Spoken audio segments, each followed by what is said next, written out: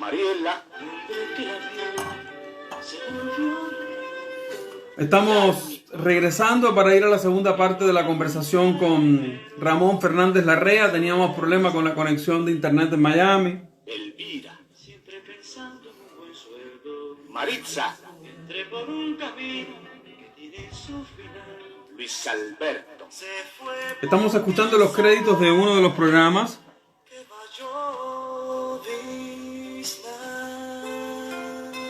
Ulises. De pajas y trapos inflaron su cuerpo.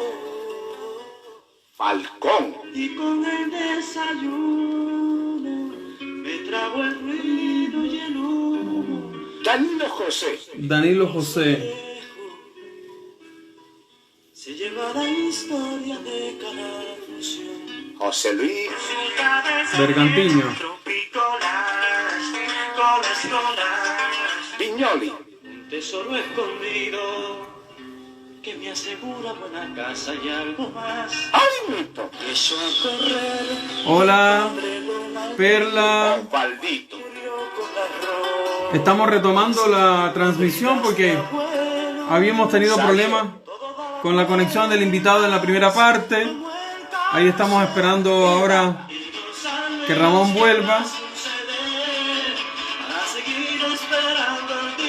Dagoberto. Hizo Ramón. Estamos escuchando fragmentos del programa de Ramón mientras, de lo poco que se pudo rescatar de La Habana. Ahí ya está Ramón. Volvé cuando querás, Carlito. En cualquier momento, en cualquier momento, en cualquier momento. Ay, Saludo a María Luisa, Eduardo, Ya, ahí está. Tania, Ela, Luis ahí está mejor. Yo creo que Perfecto. sí. Yo creo que Al sí. menos te ves más bonito y luces el estreno del corte de pelo que hiciste hoy. Lo que pasa, ayer. Lo que pasa es que Ayer. déjame ver porque lo tengo en la mano. Ah, ya. Porque estoy Ponlo ahí cargando contra un todavía. libro, contra lo que sea. Sí, lo que pasa es que lo estoy cargando también porque se estaba. Ah, Bueno, puede ser que sea eso. Ya, ahí. por eso. Yo dije, ¿cómo puede ser que en la Florida la conexión de internet sea peor que con la tarjeta No, Nauta? también se me fue acabando este teléfono. Yo no estoy en la moda esa de que ya hay que cambiar el teléfono, cuesta mucho. Entonces yo esto lo uso hasta que ya expira ya, porque no. Bueno, ahora se ve mejor. Se ve mejor. Te voy a hacer una provocación ya que estamos hablando de los pelos y tú le escribiste una carta a la persona que voy a mencionar. ¿Le podemos nombrar a esta emisión de Diáspora Radio Ana Lasalla en memoria?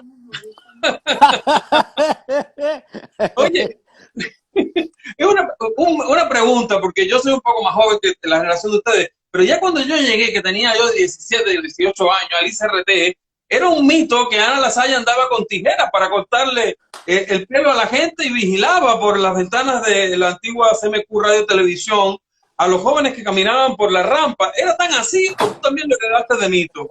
No, yo nunca la vi. Yo nunca la vi, pero conozco gente que sí, que ella salía, bueno, en el ICR, en la televisión lo decían, que ella salía de combativa años 60, finales de los 60, y tenía unas tijeras y le cortaba el pelo y los pantalones, cuando eran muy apretados se lo cortaba. Sí. La señora era feroz, ¿eh? Era un mito dentro de... Era feroz, entonces era como la pasionaria que nos tocó. Oye, voy a volver al programa de Ramón.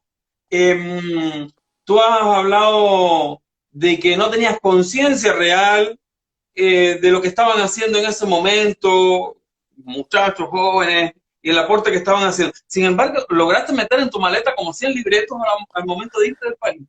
No. No. Mi esposa en diferentes viajes, lo que tuve fue que yo no botaba nada y todos estaban en casa de mi hermano ahí guardados en un cajón. Y ella fue trayéndome libretos. Y entonces, libretos que yo he prometido transcribir, pasar en limpio para que no se pierdan, porque tienen, primero, papel gaceta.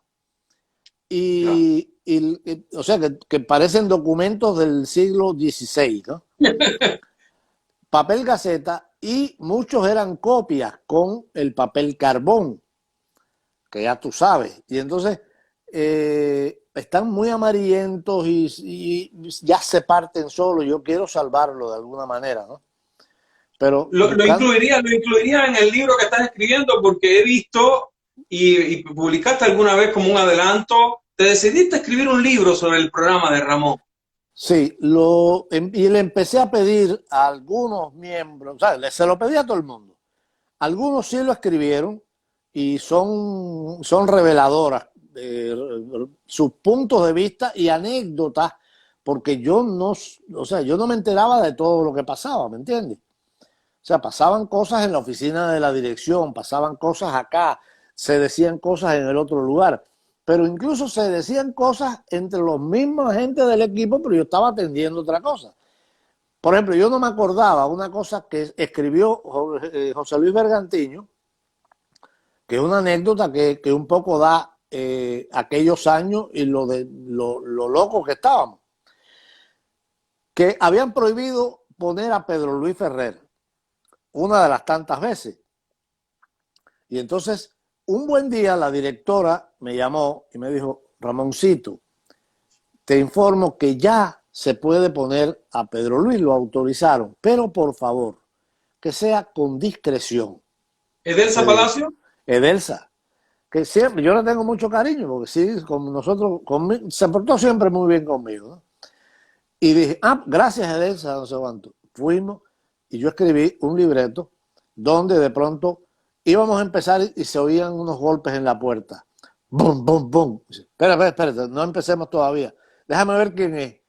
Y puerta que se abría y decía, pero mira quién está aquí. Y empezaba a poner la música de Pedro Luis Ferrer. Al otro día me volvieron a llamar y me dijeron, oye, te dijimos discreción.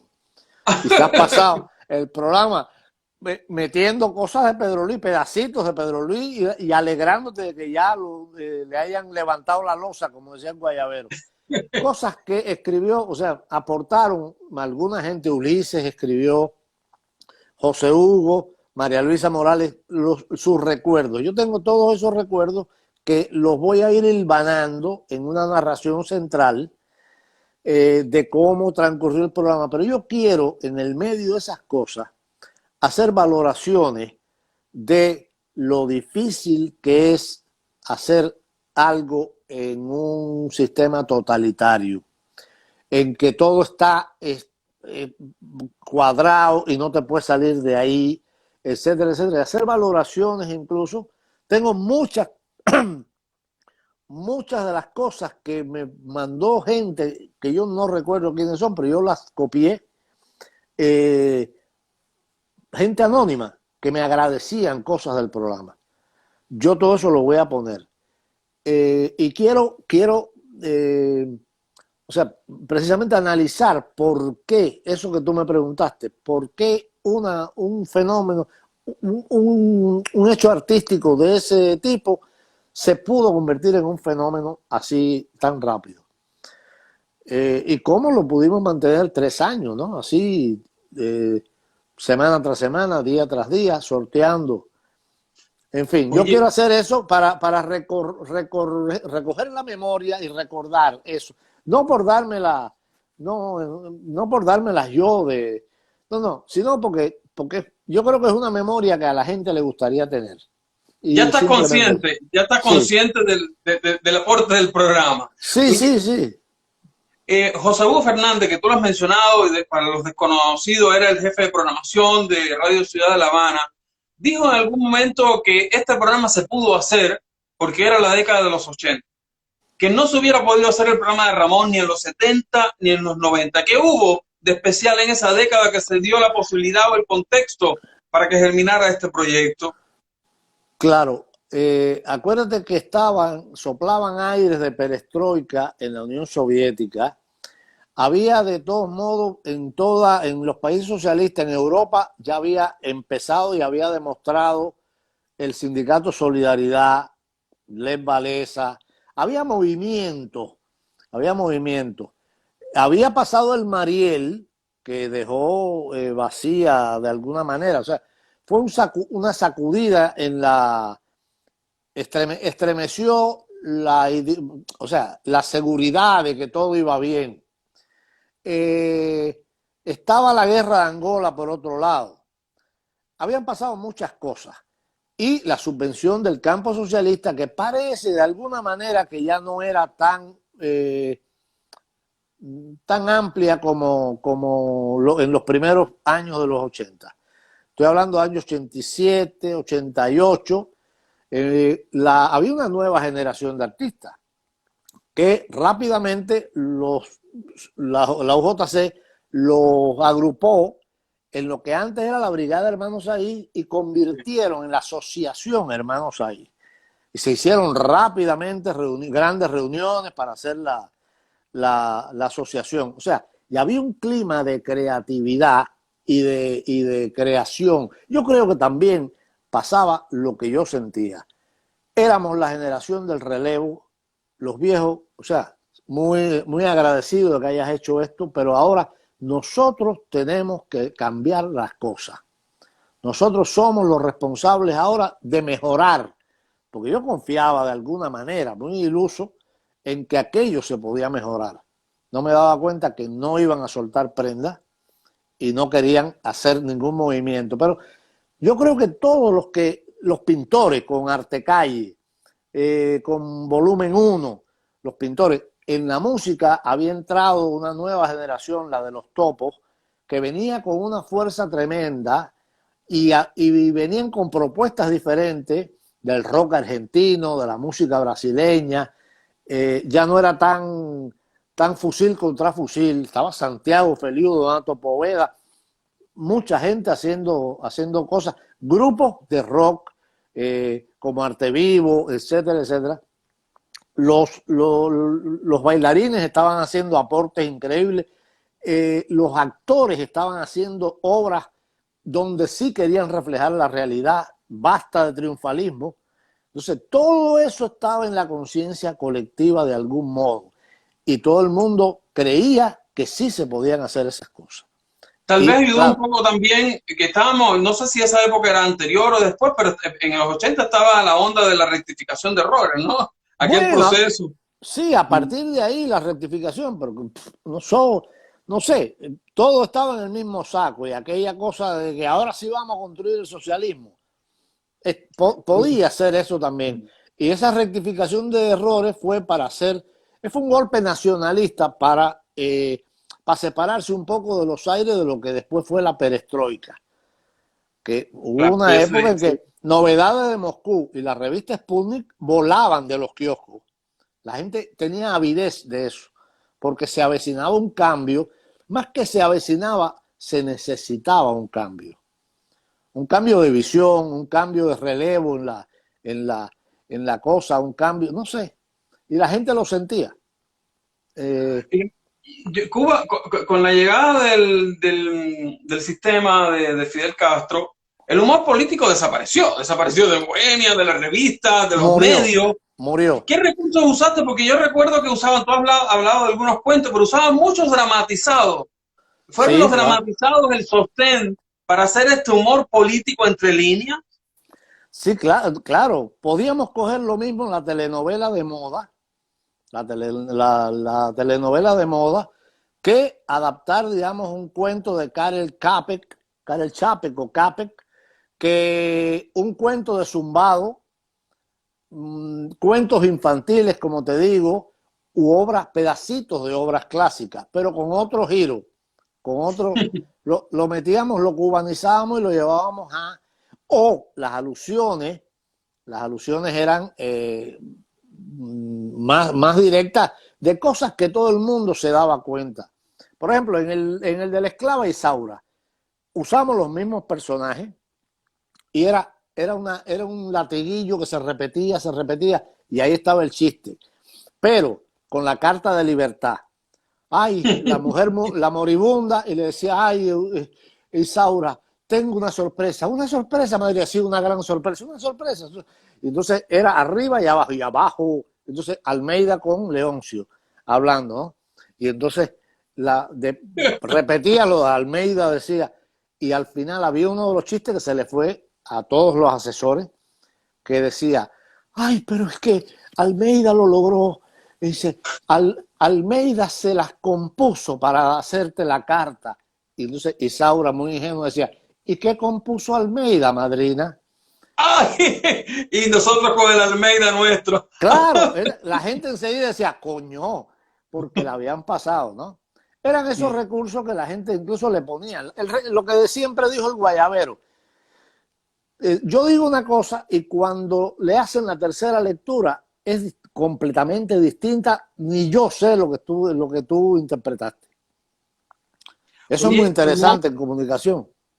Claro. Con los libretos que estás rescatando, que lograste sacar de Cuba de a poco, ¿has pensado alguna vez en revivir, aunque sea una edición limitada, una colección de programas de homenaje, algo? ¿O crees que ya el programa de Ramón tuvo su época? Mira, yo acá en Miami hice 2 esfuerzos seguidos y un tercer esfuerzo. Se grabaron, incluso grabamos 2 versiones de un nuevo programa de Ramón, más abierto. Claro, yo me di cuenta que una de las cosas que hizo funcionar aquello era las limitaciones precisamente que teníamos, porque te obligaba a ser más sutil en las cosas, ¿no? Tú no podías decir Fidel Castro, sino tú decías algo que todo el mundo decía, sí, claro, están hablando de alguien que hablaba mucho, y pero, oye, cállate ya. Entonces ya la gente sabía de quién estábamos hablando. En un programa donde ya tú puedes hablar libremente, no se pierde la sutileza de aquellos chistes, aquella complicidad. Y también que no entendieron, aquí no se entendió el por qué. Estaba dirigido a Cuba, pero realmente han pasado 30 años. No son los mismos. No es la misma dinámica, y es muy costoso. A eso iba. Que es un programa que poniéndolo hoy en el contexto de la producción, es un programa tremendamente costoso. Claro, puedes hacerlo con 3 personas. Yo lo hice con 2 personas, uno de ellos hace miles de voces y 2 actores más el locutor. Pero no es lo mismo, no es lo mismo. Los temas, sí, yo pude escribir y pude grabar temas de continuidad, pedacitos de como radionovelas, pedacitos de cosas. Le fui grabando a Ulises, el otro que venía le grababa cosas, y ahí hay material.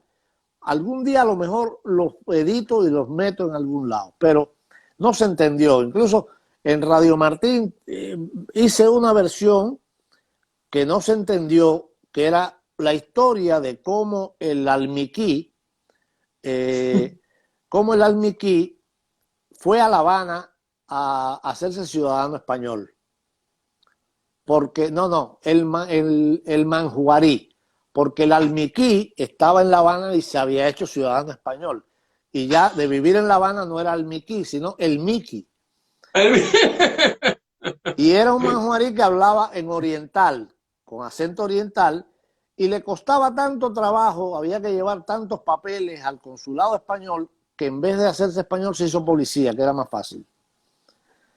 Esa historia está grabada, está editada, con segmentos nuevos, y no la entendieron. Entonces tuve que hacer la historia de Pinocho y Gepetto, y más o menos, pero mira, se dieron cuenta que, y yo me alegro también, porque yo no tenía los 30 años que tenía cuando entonces, era muy costoso, coordinar con todo el mundo era horrible, entonces preferí que quedara en la memoria. Es verdad lo que dicen, que segundas partes nunca fueron buenas. Yo hice tengo ahí una que se me olvidó pasártelo, te lo mandaré para que lo tengas tú en la colección, nuevos promos del programa pasamos a la tercera versión, precisamente porque decía, segundas partes nunca fueron buenas. Entonces vamos directamente a la tercera versión del programa de Ramón. Ya. Así. Ya. Y tenía otras historias incluso de gente desde el exilio, gente que se quiere ir, gente, en fin, era otra temática. pero nunca la adrenalina que te da escribir algo que tú sabes que va a pinchar a alguien. Claro.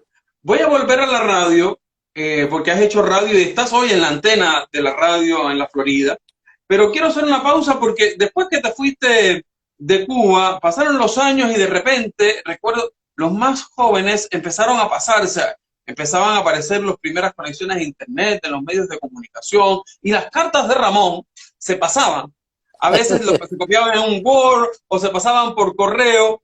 Las cartas de Ramón, que empezaste a escribirla para internet y que has publicado un libro, Cartas de Cuba. ¿Cómo le contamos a la gente? No. ¿Qué cosas? ¿No? Se llama Cuba a la carta. Cuba a la carta. Como un menú.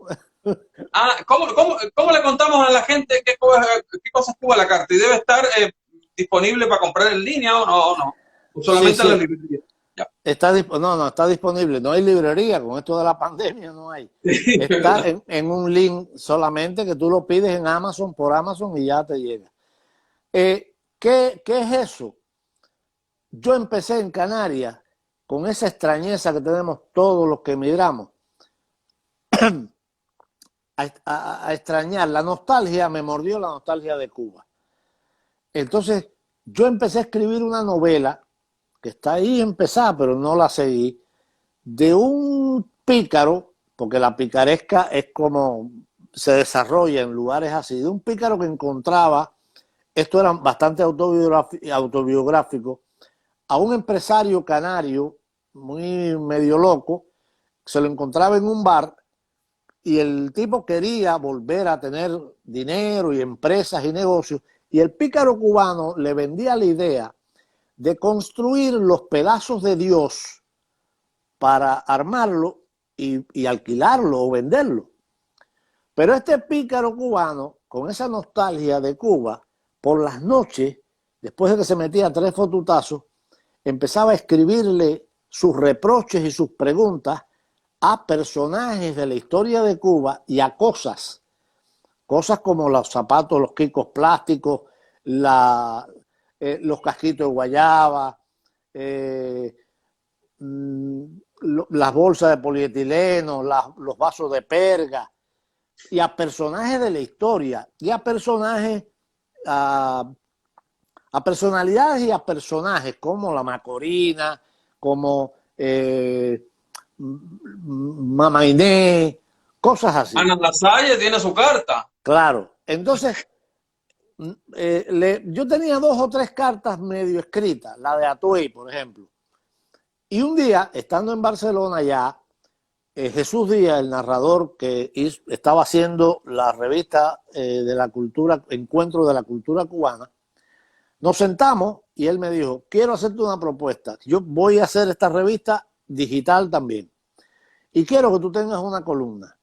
¿Qué se te ocurre? Entonces mi esposa, que siempre me salva de estas angustias que no me dejan dormir, me dijo, pero si es fácil, haz las cartas que tú querías escribir del personaje. Y dije, mira, ¿verdad? Y entonces empecé semana tras semana, durante 5 años, a escribir cartas a personajes, a cosas, a objetos. Increíble. A los tractores Picolino, a José María Heredia, a Rafael María de Mendive, a Mariana Grajales, a Ana Lasalle, cosas así, al burro de Bainoa, cosas así, ¿no? Y entonces fueron saliendo y hasta, bueno, duraron hasta el 2006, en que ya yo estaba de este lado. ¿Y el libro es una selección de eso? Una selección muy por arriba de las cosas más o menos que yo creía que... Hay un segundo tomo que tienen, por supuesto, cosas de las que no cupieron o que yo no encontré, que las tenía en otros archivos. Como cartas, por ejemplo, a la milagrera de los Cayos, aquella de los días del agua, a María la China, la loca de la Ruta 37, a personajes y cosas, realmente. Y a Ordaz, el que dirigió Mazorra, que le hago muchas preguntas, que ya te imaginarás. Me imagino algunas, me imagino ya, aunque no leí las de Ordaz. Yo decía que estás en la antena de la radio de Miami con un programa que también nos recuerda un poco esa nostalgia, esa ciudad de donde venimos, que es Memoria de La Habana. Pasaste por Cadena Azul, creo, y ahora estás en la Poderosa. No, se pasa por las dos, que son unas cadenas hermanas. Es la misma emisora, pero con dos frecuencias distintas. Aumenta la cobertura, ya, súper bien. ¿Qué cosas Memoria de La Habana? Aprovecho a la gente que le interesa, lo pueden encontrar, hay un grupo y están generalmente en un formato podcast también en internet. Sí. Cuando yo llegué a Barcelona, me encontré a un amigo que había trabajado en Radio Ciudad y un amigo colombiano que era un hombre de radio, ya murió, que nos habíamos conocido en La Habana.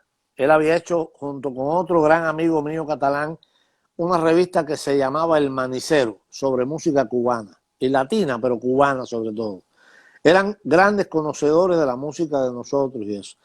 Y ellos dos me llevaron a ver a Alejandra Fierro, que estaba fundando una emisora en su casa que se llamaba, ella le puso Radio Gladys Palmera, porque ella firmaba, hacía los programas de radio y los artículos como Gladys Palmera, porque era su seudónimo.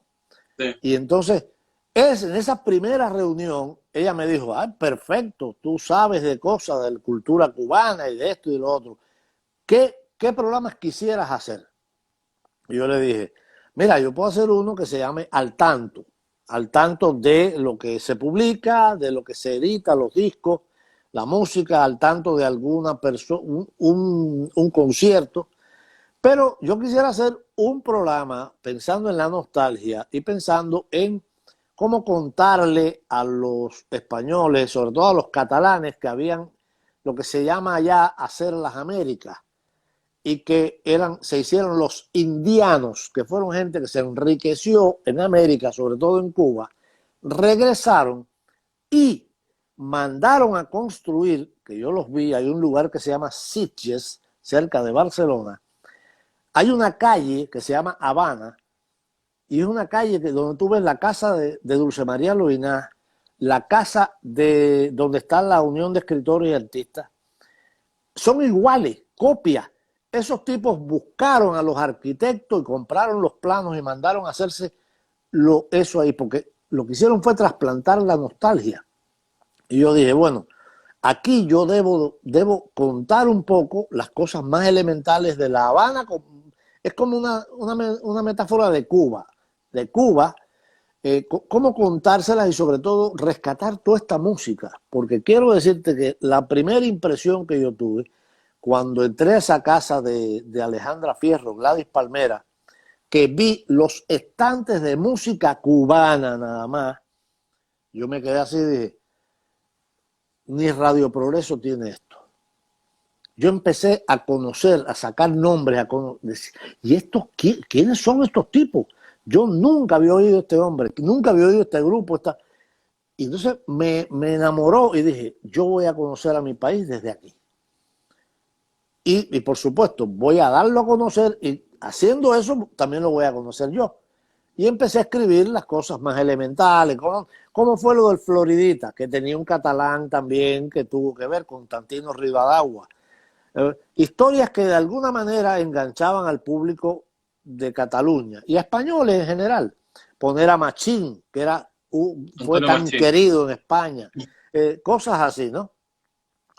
Y eso lo hice durante 5 años. Pero cuando llegué acá, eso se dejó de hacer. Cuando llegué acá, hice televisión con Alexis Valdés, humor. Yo nunca había hecho televisión. Como aquella vez que lo que te conté, que yo tampoco había hecho radio. Bueno, yo me lancé y lo hice. Yo dije, oye, se aprende caminando, ¿eh? Claro. Y la cuestión es estar enamorado y querer hacerlo. Y entonces, aquí, de pronto, ellos, Radio Gladys Palmera, con una página de internet que tienen, porque ellos se mudaron, la emisora se mudó para el internet, remasterizaron aquellos programas y colgaron en la página como 7 o 8 programas. Y a mí me dio una alegría muy grande porque yo traje toda esa colección de música que yo fui cazando en Barcelona. Muchos fueron copiados de allí, de Radio Gladys Palmera, copias que yo hacía de los discos, y otros que yo iba a buscar. Yo encontré dos tiendas de discos que eran una maravilla. Hay una colección que se llama Tumbao Cuban Classic, que la dirigió Jordi Pujol, no el presidente, no, Jordi Pujol, un hombre de ahí, que compró fondos del ICRT, grabaciones, o tú oyes a Manolo Ortega, Pinelli, cosas así, y se vendían. Él hizo una colección que yo la tengo completa aquí, yo la fui comprando. Y que eso ya no está, eso no está, bueno, es que el ICRT nunca se preocupó de No, documentar ni de sus archivos. Se echaron a perder muchas de esas. Y otros se las llevó gente para sobrevivir y las vendieron. Este hombre compró cosas así. Entonces, yo dije, yo tengo todo este material aquí y no puedo hacer un programa así como el que yo hice. Y aquí es donde está el público ese, el público cautivo que agradecería un programa así.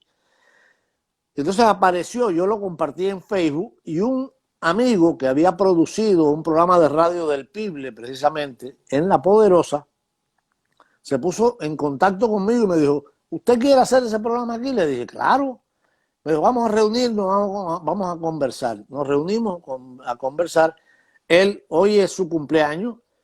Lo conocí hace 5 años, un ser humano maravilloso y un tipo que se arriesgó. Dijo, no.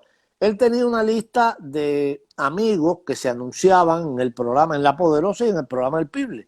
Yo no conocía cómo se hacía cómo funcionaba la radio comercial, porque Radio Gladys Palmera era una radio que pagaba ella misma, ¿me entiendes? No andaba con los spots, los promos, no tenía sponsor, entonces yo no sabía cómo era eso por dentro.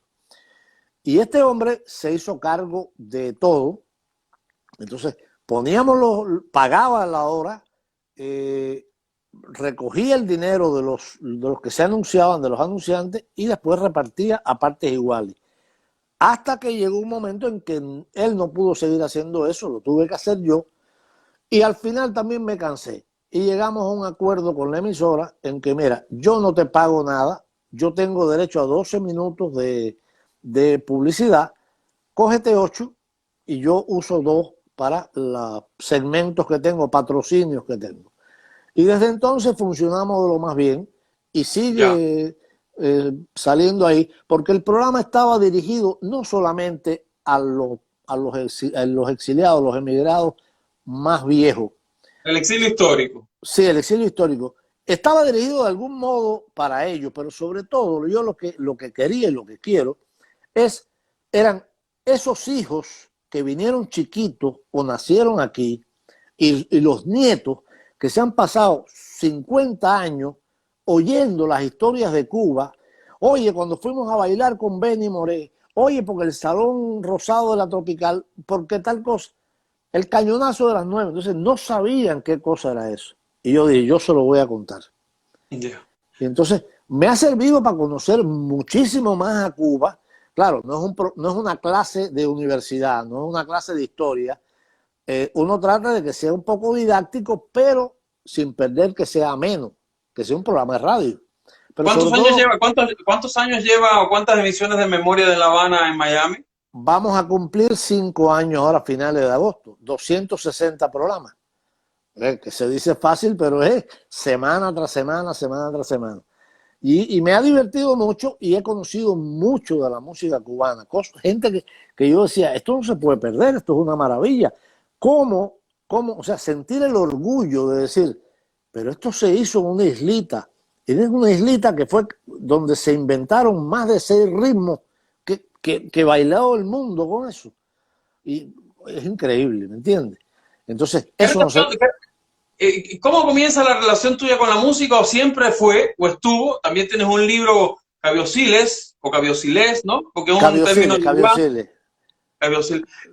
sobre reseñas de músicos cubanos, y tienes una tremenda colección de música cubana, y descubriste en el programa de Ramón también a muchos cubanos de una generación de músicos que venían después de la nueva trova.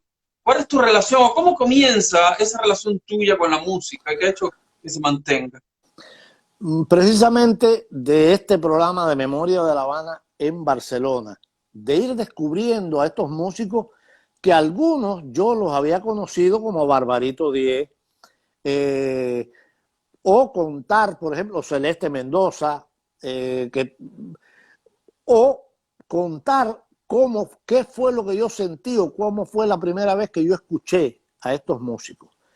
Y empecé a buscar los datos de estos músicos, y a escribir una especie de semblanzas poéticas que eran esto. Y esto surgió precisamente porque cuando dejé de hacer programas de radio en Radio Gladys Palmera, que ellos se mudaron para una cosa que se llama Radio Fórmula, que es música, identificación y horas y cosas, habían terminado en ese momento los programas de estructura y programas temáticos, y para no quedarme fuera del equipo, porque yo había sido fundador, esta Alejandra, que es mi amiga, me dijo, ¿por qué tú no escribes, digamos, sobre músicos cubanos en la página de la emisora? Dije, perfecto, voy para ti.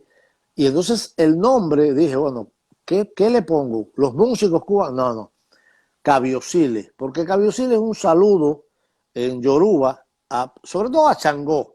Cabiosile Changó, o sea, alabado seas, qué grande eres. Cabiosile Yemayá, Cabiosile. Y dije, los Cabiosiles, porque son como alabanzas a estos músicos que me marcaron de algún modo, me marcaron mucho. Entonces, oye, y Ramón, tú dijiste, leí, no me acuerdo entre las cosas que he visto, si lo leí o lo escuché, lo vi, dijiste que el humor y la música eran tus dos caminos al infierno. la No mencionaste poesía, ¿eh? la poesía y el humor. La poesía y el humor eran tus dos caminos al infierno. No mencionaste la radio. ¿La radio es el infierno mismo o es el camino al paraíso? No, pero la radio es el vehículo donde tú puedes hacer cualquiera de las dos cosas. O sea, yo como creador, yo no inventé la radio, yo soy un hombre de radio, amo la radio como medio de expresión y de comunicación, y me encantaría seguir experimentando. Esto, Memoria de La Habana, es un programa más tradicional, aunque tiene varios protagonistas, el programa en sí. Uno es la música cubana, otros son las historias que se hacen, y el tercero es la edición que tiene el programa, que es de Jaimito Almiral, y él le pone una edición tan especial que fluye de un modo que es como un todo. Tú no puedes cortar un pedazo porque lo pierdes. Es un hecho artístico, es un cuadro. Entonces, ese tipo de cosas. A mí me gustaría experimentar con hacer algo más loco también. Sí. Incluso otra vez con humor. Pero no sé, o sea, porque amo la radio. Pero realmente lo que yo sí no puedo dejar de hacer es escribir humor y escribir poesía. ¿Hay humor en la radio de Miami hoy, de que es la ciudad donde vive? Porque he hablado con otros amigos que forman parte de la diáspora de la radio y la comunicación y son muy críticos de la radio que se hace hoy por allá. Muy mala, muy mala. Y el humor también es muy, muy, muy bajo. De un muy bajo nivel. Muy bajo nivel. Yo siempre dije que el humor no es burla. Tú no te puedes burlar de las personas. El humor es complicidad, pero tú no puedes atacar y burlarte. No. Tú puedes, de alguna manera, señalar lo ridículo de ciertas cosas y de ciertos personajes, pero no burlarte con grosería como se suele hacer muchas veces. Realmente no hay espacio que yo diga, déjame oír esto. No lo hay. Realmente Ramón, no lo hay. ¿volverías a Cuba? No. Ni aunque haya un cambio de sistema político. No, creo que si hay un cambio y sería por curiosidad y también por machacarme, porque decir, mira, en esa esquina que ya no está, yo hice una vez tal cosa. Yo fui en el 2009, después de 14 años en España, y después vine para acá. Yo vine para Miami por una oferta que le hicieron a Alexis Valdés de hacer un programa de televisión.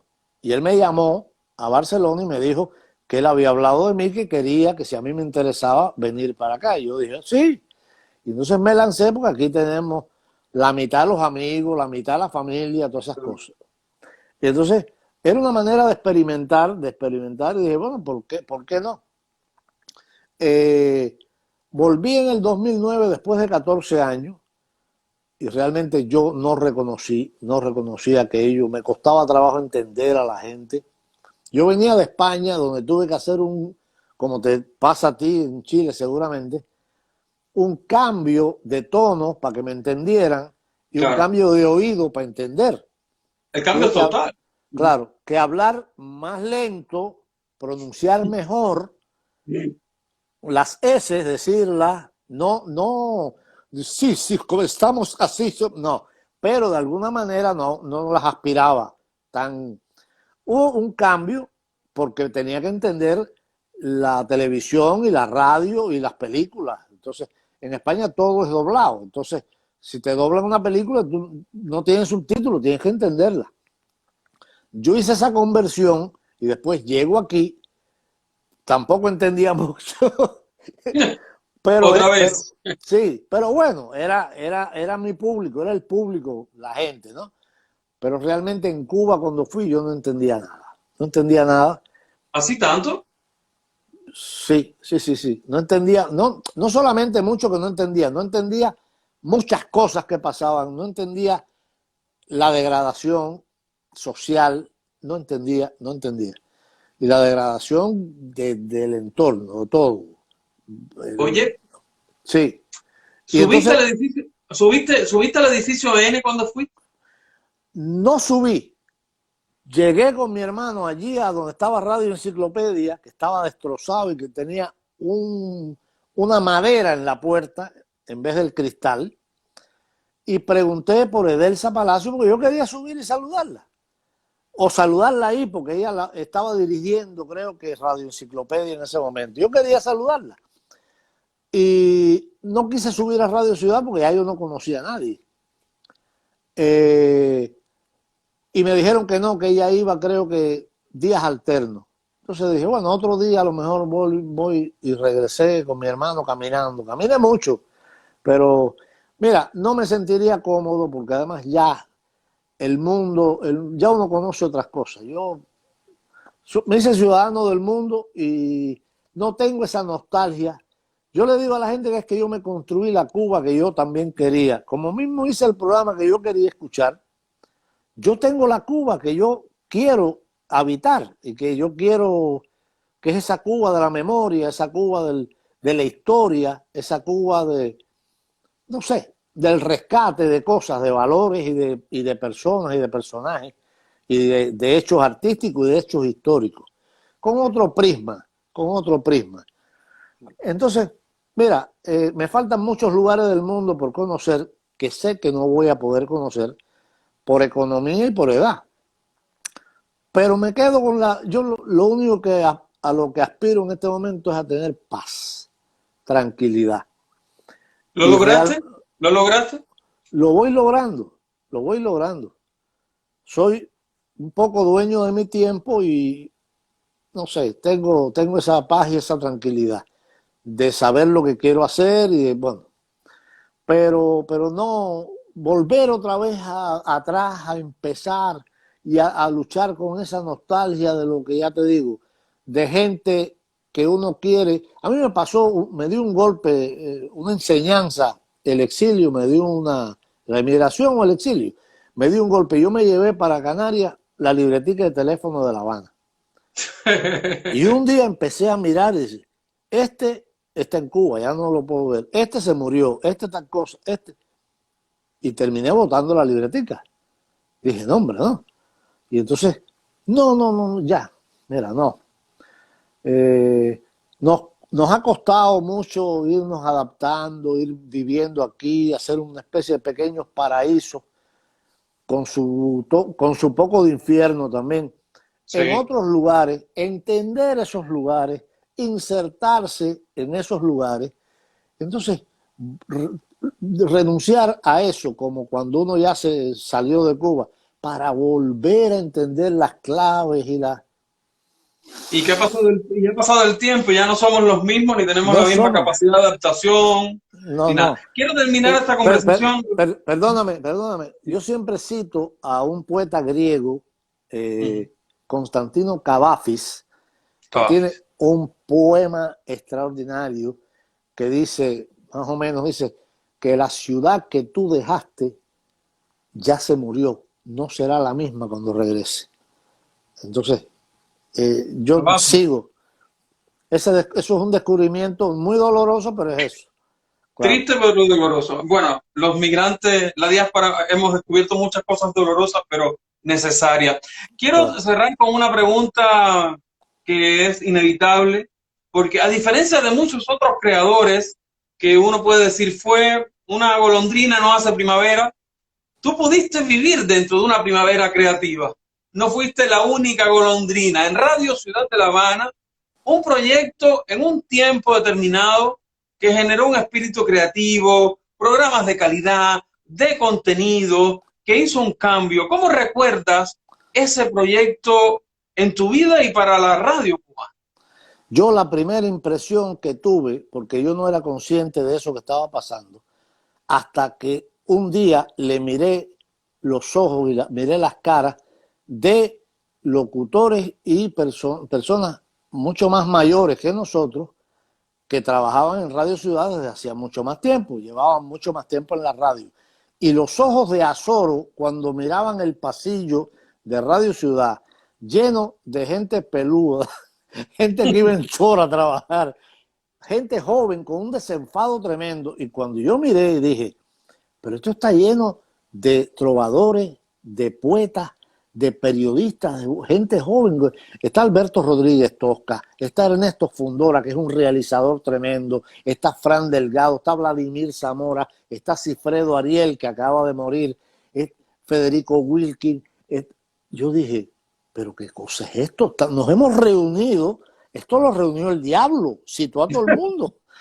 Esto es como que yo me doy cuenta de los ojos de terror que tienen estas personas que han vivido más tiempo en la radio, porque se han dado cuenta, coño, desembarcaron el relevo, nos van a votar. Porque empezaron a cambiar. Yo me sentí parte de eso. Y es muy lindo y muy sabroso tener esas mismas claves con la gente que te rodea, admirar lo que están haciendo. Porque realmente a mí me encantaba ver lo que estaba haciendo Albi, lo que estaba haciendo, lo que hacía Vladimir. Me sabía todos los chistes, los chismes que habían pasado, de los trabajos que pasaban, daba ideas y me las daban a mí también. Entonces era como una comunidad creativa muy rica. Mira, no estábamos pensando que estábamos haciendo historia. Estábamos, porque lo sentíamos, realmente cumpliendo los objetivos del lema de Radio Ciudad, la radio joven. Entonces, estábamos realmente logrando que la gente joven se acercara y que oyera la radio. Fueron los años del eslogan La Diferencia. En realidad fue una diferencia. La diferencia. Una de las cosas que me permitió en el programa Ramón tener una especie de libertad para poner la música y burlarme de aquellas cosas que ponía Josefa Bracero de el 70% con el tren, fue que yo le dije a Edelsa Palacio y lo mandó a hacer y vino gente y lo decía. Mire a ver a las 5 de la tarde en la playita 16 qué hacen los jóvenes que tienen el radio BEF. Cambian de las emisoras de afuera, cambian para Radio Ciudad. Entonces, eso lo estamos logrando nosotros. Entonces me dijo, sí, es verdad, sigue. Entonces me dio una especie de autorización, una patente de corso, que era por donde íbamos. Y eso mismo hacía Ernesto Fundora, eso hacía Alberto Rodríguez Tosca. Temas polémicos, temas que le interesaban a la gente, que eran temas vivos, no eran la misma cosa, ni las voces edulcoradas, ni el triunfalismo. Entonces nos apartamos de eso. Y Radio Ciudad realmente fue como un laboratorio donde uno iba a sentirse muy bien. Muy bien. Un laboratorio con éxito, como sí. Yo siempre digo, como pocos proyectos comunicacionales en Revolución tuvieron resultados concretos y en menos mantenido durante un tiempo. Ramón... Mira, perdona, antes de terminar, te cuento rápido, para que Sí. la gente sepa, aunque esto está contado en el libro, en la memoria, por qué se llamó el programa de Ramón. El programa de Ramón. Exacto. Antes de eso, solamente había habido Cita con Rosita y el show de Arau, el comediante mexicano. O sea, habían desaparecido los programas personalizados con nombres de gente, de su gente. Entonces, yo estaba buscando nombres. Estaba buscando qué nombre se le podía poner que marcara, que se le quedara a la gente. Pero no me gustaba ninguno. Entonces, yo llegaba a Radio Ciudad en lo que estaba preparando todavía el programa, escribiendo qué eran, y sentía que la fonotecaria preguntaba, oye, ¿y a qué hora es el programa de Ramón? Y el otro decía, ¿cuándo se va a grabar el programa de Ramón? Y el otro, ¿qué horario va a tener el programa? Y todo, el programa de Ramón, el programa de Ramón. Y un día de Elsa, yo entré y ya se venció el plazo para darle el nombre, el título del programa, para que pudieran escribirla, sino de qué iba. Y me dijo, oye, chico, por fin, ¿cómo se va a llamar tu programa? Y le dije, el programa de Ramón. Y puso los ojos, por poco le da un infarto, me abrió los ojos así, y rápido me vino hacia la cabeza. Y dije, no, pero no es por mí. Me dijo, ay, ¿por qué? Dice, porque está hecho para Ramones, no para Mongo. La gente inteligente. Y Oye, los Ramones eran mongos, ¿no? Le decía. no, los Ramones eran gente inteligente, no para los mongos. Sí. Y me lo compró. Y ahí a partir yo dije, coño, qué clase. Se me ocurrió ahí y ya. Ciertamente el tema de... no había, y parece un chiste, pero no teníamos culto a la personalidad permitido en los medios. Sí, ¿verdad? Sí, claro. Era así. Oye, Ramón, además de tus libros, de Memorias de La Habana, de seguir escribiendo guiones, ¿qué se viene en el próximo paso?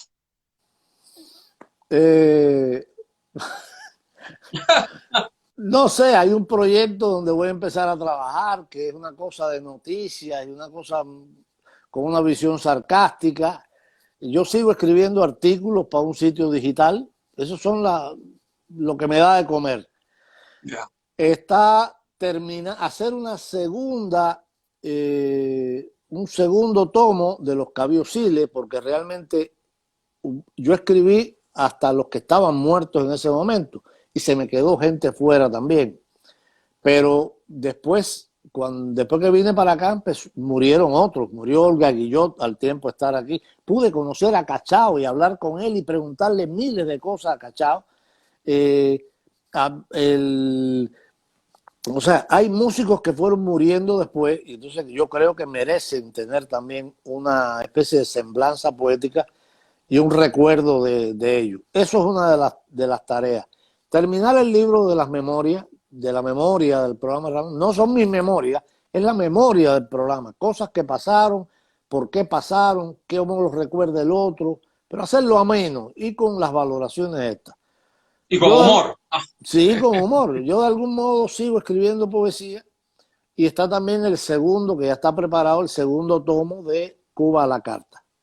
Ya. Que el primer tomo, la portada me la hizo Ajubel, Alberto Morales Ajubel, el diseñador y caricaturista y humorista cubano. Entonces, esos son los planes por ahora. Bastante cosa. Ojalá que el tiempo alcance para todo. Gracias, Ramón. Te quiero agradecer que hayas estado acá. Gracias a ti y por haberme enseñado a entrar en Instagram, porque si no, esto no hubiera sucedido.